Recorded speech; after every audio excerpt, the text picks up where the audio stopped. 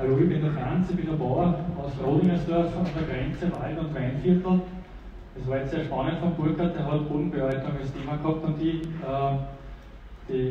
Aussaat und Saattechnik. Und ich habe mir gedacht bei meinem Vortrag, ja, Saattechnik ist ein Teil von unserem Betriebskonzept, da gehört alles andere auch dazu. Und der Burkhard hat das fast gleich gesagt, was ich jetzt noch mal sagen werde, im Großen und Ganzen. Nur ich sage es jetzt auf Österreichisch und in ein bisschen einen kleinen Betrieb. Wir sind, wie gesagt, im Waldviertel noch, aber wirklich angrenzend ans Weinviertel und Trockengebiet, 470 mm Jahresniederschlag. Im Frühjahr 100, so wie immer, bis in Juni und der Rest kommt irgendwann im Herbst. Das heißt, wir sind im Frühjahr abhängig davon, Wasser zu sparen.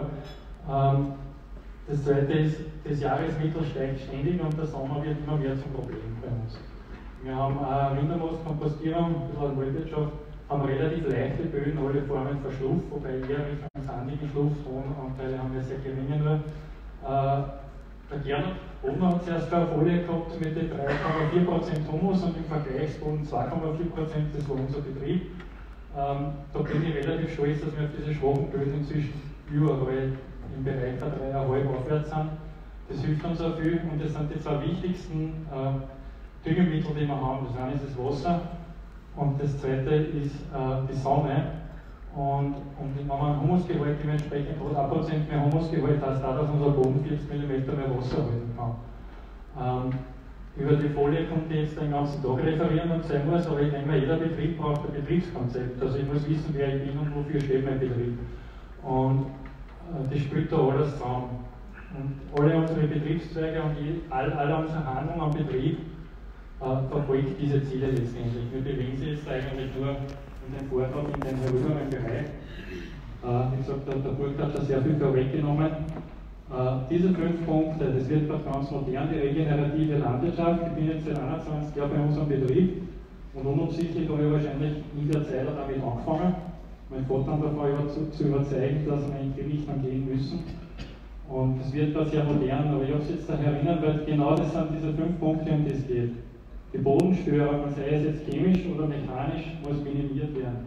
Wir müssen schauen, dass wir mehr Pflanzen in die Hauptkulturen, mehr Diversität einbringen in unsere Flächen, weil wenn wir das haben, haben wir eine bessere Stressresistenz. Je mehr unterschiedliche Pflanzen im Wurzelsystem zusammenspielen, desto besser können wir Wetterextreme abfangen. Der Boden muss auch im Sommer mit einer Mulchdecken geschützt sein, im Idealfall mit einer lebenden. Und lebende Wurzeln immer. Die Sonne gehört genutzt. Und da kommen wir dann gleich zu einem großen Problem auf der nächsten Folie. Integrierung von Tieren, Mobgrazing, wurde gerade genannt. Das ist ein Riesenbaustell. Rechtlich in Österreich war nicht so einfach möglich. Ich habe mich mit denen schon probiert zum Auseinandersetzen. Hinterm Stall habe ich 30 Hektar, das wäre ja naheliegend, aber das ist gar nicht so einfach zum Umsetzen. Sonne. Unser wichtigster Energiebringer ist die Sonne. So, jetzt nimmt man eine Photovoltaikanlage her und schaut sich an, wann da die Hauptleistung ist. Die Hauptleistung beginnt irgendwann im April bis September, das ist jetzt für uns aus unserem Gebiet. Und dann dieser Ring, das wären jetzt Getreideorten oder Winterungen im Allgemeinen. Ab Juni ist die Assimilationsleistung für diese Pflanzen praktisch aus, die sterben ab. Und dann haben wir da sehr viele Monate, wo wir die eigentlich gar nicht mehr nutzen können. Das wären nicht so die klassischen Kartoffel, Mais, die nutzen diese Hauptvegetation eigentlich sehr gut ab, muss man sagen. Aber es bleibt uns da ein ganz großes Problemfeld eigentlich auf 50% unserer Fläche oder mehr, wo wir Winterungen stehen haben. Das müssen wir schauen, dass wir das irgendwie erwischen. Und um das noch dramatischer dort zu stellen, da danke ich dem Herrn Kalliker, der heute da ist, dass er mir diese Folie gemacht hat. Das ist Rodingersdorf, unser Ort, das ist Wald, was da grün ist. Mitte September haben wir keine Photovoltaikleiste. Wir haben keine Assimilation. Das ist praktisch, alle Ackerflächen sind mehr oder weniger rot. Die Ausnahmen sind da Kartoffelfelder, die in dem Jahr 2018 noch sehr aktiv waren. Und alles, was jetzt eingeredet wird, sind Begrünungsflächen von mir. Wenn ich die jetzt weglasse, dann sieht man da extrem viel unbenutzte Energie, die wir alle miteinander mit unserem Rockerbausystem, wie wir das machen, liegen lassen. Das ist Sonnenenergie, die nicht genutzt wird, im Gegenteil, die man in der Zeit den Boden sterilisiert, wenn wir Bodentemperaturen zusammenbringen. Als Kompostierer war es über 6 Grad, kann man sterilisieren. Das tun wir da auch auf unsere Ackerböden. Und das ist ein Riesenproblem, wo wir Systeme entwickeln müssen, wie wir das abfangen können. Wie machen wir das in der Praxis? Am Anfang eine ganz einfache Fruchtfolge. Ich fange jetzt mit dem Raps an, ist bei uns auf 25% ungefähr auf der Fläche. Den diverser machen. Raps ist eigentlich ein Problem für den Boden. Wir haben da drinnen ein Wickel, wir haben ein Klee drinnen, wir haben ein Öllein drinnen. Wir können dadurch im Herbst erstens den Boden viel schneller bedichten, zweitens Nährstoffe sammeln und wir schaffen im Winter eine Bodenbedeckung, einen gewissen Schutz für die Rapspflanzen, den uns der Schnee immer bringt. Wir haben heuer eigentlich bis jetzt keinen Schnee gehabt. Außerdem bringt uns das sehr viel Nährstoffe ins Frühjahr hinein. So schaut das momentan aus, der Raps wächst da drunter. Was haben wir noch im Raps? Wir bauen einen Weizen an. So, der Raps ist im Juli zum Ernten. Bis Oktober ist es eine sehr weite Zeit. Nach Raps steht eine Begrünung. Raps hinterlässt 100 Kilo Stickstoff pro Hektar im Boden. Der ist frei verfügbar und was machen wir? Wir machen 2-3 Bodenbearbeitungen, um den Ausfallraps zu bekämpfen und dann damit noch mehr Stickstoff freisetzen. Der bessere Weg wäre es eine Begrünung.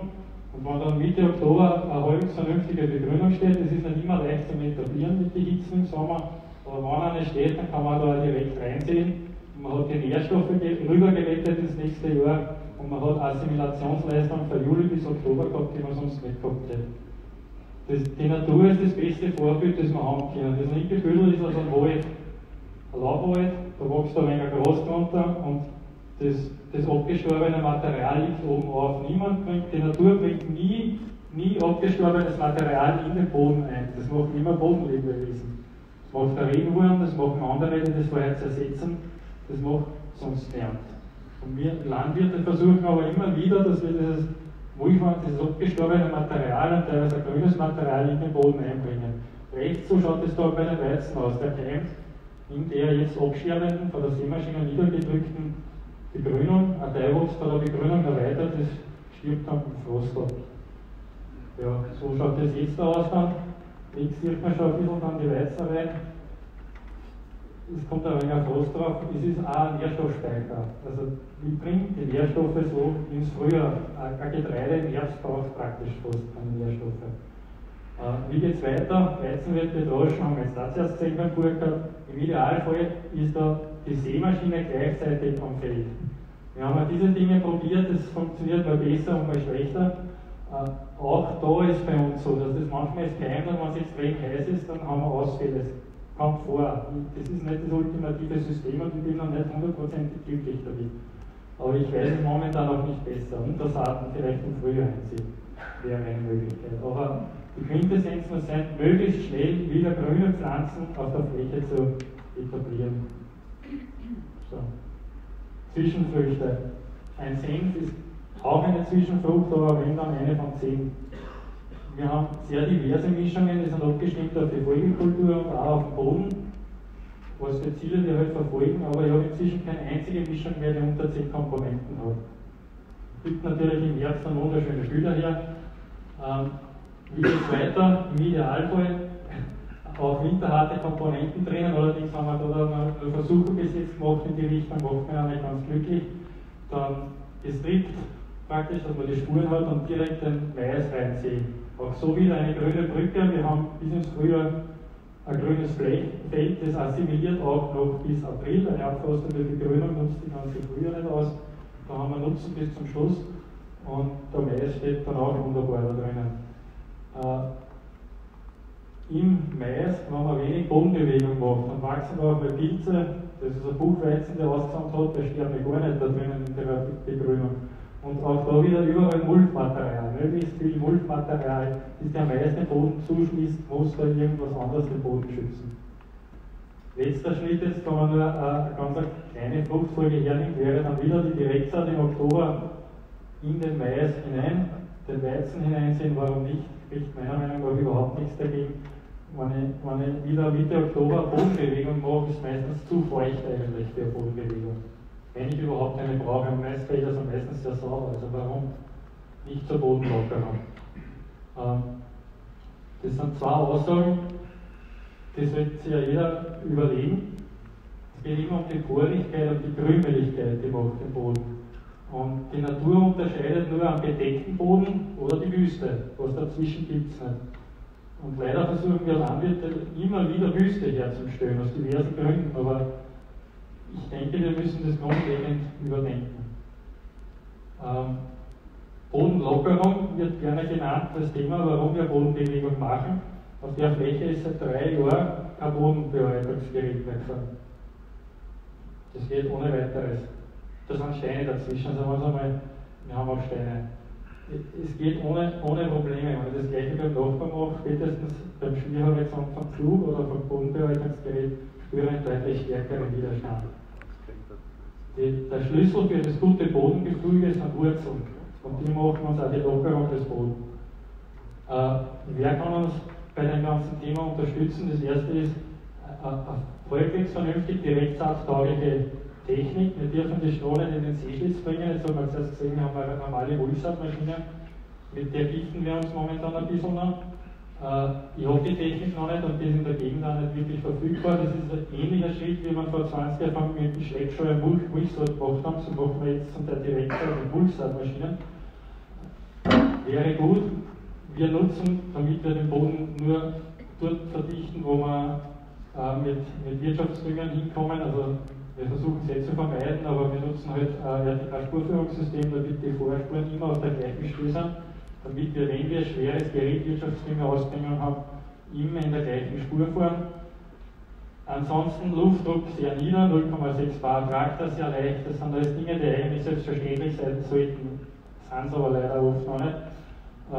Und was ein Thema ist, mit dem sich wir beschäftigen, ist auch so Applikationskartenthemen. Auch da wieder ein Begründungsfeld, wenn man das hernimmt, links Bodenkarte, wichtigstes Tool des österreichischen Landwirts, www.bodenkarte.at. Besserer Boden, mittlerer Boden, unwertiges Ackerland in Wahrheit, und wenn ich da Satellitendaten dazu lege, dann hat man da ein bisschen was Grünes. Da eine gelbe Zone, die deckt sich mit denen, und drinnen ist tatsächlich rot, das heißt die Aufwuchsraten sind sehr schlecht, der NDVI-Index. Aber uns sagt die Natur das. Bei einer Begrünungsmischung mit 17 verschiedenen Komponenten blühen da Sonnenblumen Phacelia, da blüht keine einzige Sonnenblume im Mittelmeer. Und da herinnen sieht der Bestand wieder ganz anders aus. Das heißt, das beste Precision Farming ist an sich die Natur selbst. Man muss nur die Augen aufmachen. Und mit diesen ganzen Satellitendaten und digitalen Landwirtschaft geduld, das lenkt uns alle ab vom wesentlichen Thema. Das wesentliche Thema ist der Boden. Es ist ein gutes Hilfsmittel, aber mehr sollte das nicht sein. Und auch das haben wir mal wieder gesagt, und das finde ich eigentlich, das stimmt auch, das sagt mir inzwischen die Praxis und dort, wo wir hinkommen. Je mehr wir Natur einsetzen, je mehr wir Geld in Samen investieren, in Begrünungsmischungen, in Begleitsarten, umso weniger Verarbeitung und Kapital wird notwendig sein, damit wir gut Landwirtschaft betreiben können. Wo führt die Reise hin? Bei mir noch in einer wirklich direkttaugliche Technik. Wischkulturen, für mich als tierhaltender Betrieb ist das eigentlich ein ganz einfacher Schritt, dass ich so Maisstangenbohnen-Sachen in die Fruchtfolge integriere, dass ich auch wieder Kleegras, irgendwo schön da unten, die Fruchtfolge auflockert, dass ich Kleegrasmischungen, die auch mit Kräutern dabei haben, die Fruchtfolge auflockert. Wir haben immer noch Probleme, dann, wenn wir geerntet haben, bis wir wieder die Begrünung etablieren. Die grüne Brücke haben wir noch nicht. Das heißt, wir müssen über Untersaaten nachdenken. Wir sind ein konventioneller Betrieb, wir sind kein Biobetrieb. Auch als konventioneller Betrieb müssen wir über das nachdenken. Und die Königslösung wäre, dass wir die Tiere wieder auf der Fläche integrieren. Wenn wir das schaffen, dann haben wir bessere Nährstoffeffizienzen und allgemein ein deutlich besseres Bodenleben, und vom Bodenleben geht letztendlich alles aus. Was das Ganze erschwert, ist die wirtschaftliche Situation, in der die Landwirtschaft momentan steckt, und das wird in Zeiten von Dürrejahren nicht einfacher. Fehlschläge werden leider immer schwieriger zu verkraften, und das macht es schwierig, dass man probiert. Ja. Es ist nicht die Dürre, die nackten Boden verursacht, das ist nackter Boden, der Dürre verursacht. Das hat der Alan Silverrick gesagt, der hat in einem extremen Trockengebiet eine Weidefarm etabliert, da gibt es Bilder, das ist fantastisch. Letzter Punkt, hat der Gerhard schon gesagt, Freitag, 31. Jänner, der Verein Bodenleben, haben wir unsere Generalversammlung, den ganzen Tag geht es um Bodenbiologie. Einen zweiten Termin haben wir dann am 21. Februar, wo es nur den ganzen Tag um diverse Nützlinge geht, die wir in der Landwirtschaft brauchen, unbedingt brauchen. Es geht um Diversität. das geht ums Bodenleben letztendlich. Danke für die Aufmerksamkeit.